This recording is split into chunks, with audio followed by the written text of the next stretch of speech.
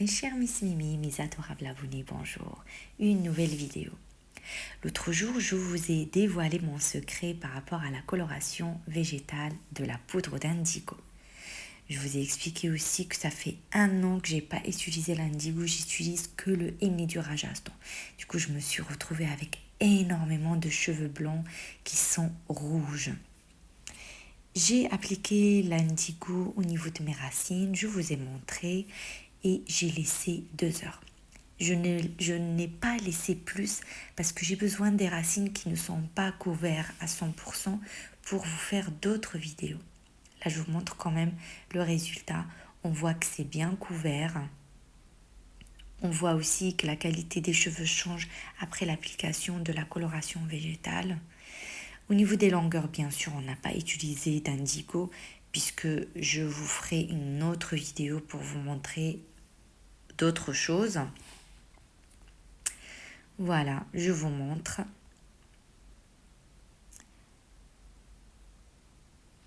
Là, bien sûr, j'ai lavé qu'avec le shampoing Anesvina. Je fais par la suite le tourbillon, la mexicaine, la pacha, vous pouvez l'appeler comme vous voulez. Ça fait des années que je fais ça et c'est la seule solution pour avoir des cheveux lisses. J'évite le lisseur, j'évite le brushing. Et voici le résultat. Il faut savoir qu'après 24 heures, le cheveu fonce avec les colorations végétales.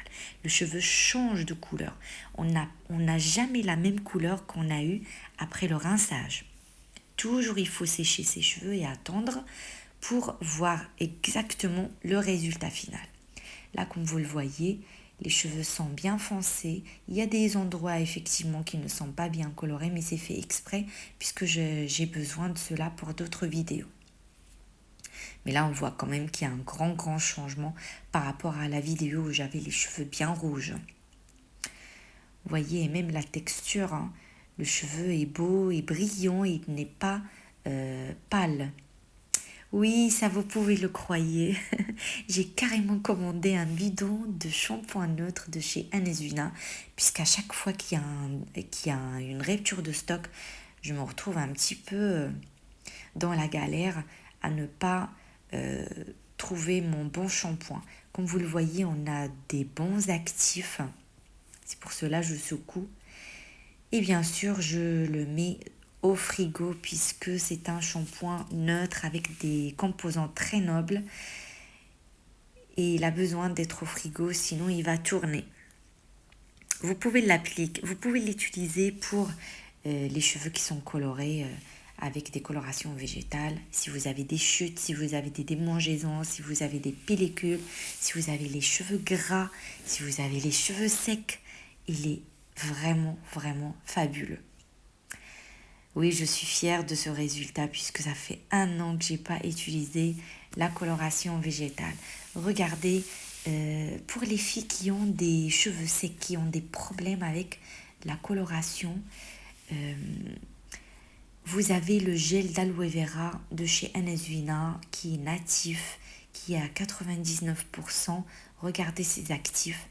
Vous devez également le mettre au frigo. Vous pouvez l'utiliser sur le visage, sur les cheveux, sur les bras, sur les mains, sur le cou et sur les cernes. Il est pur de pur.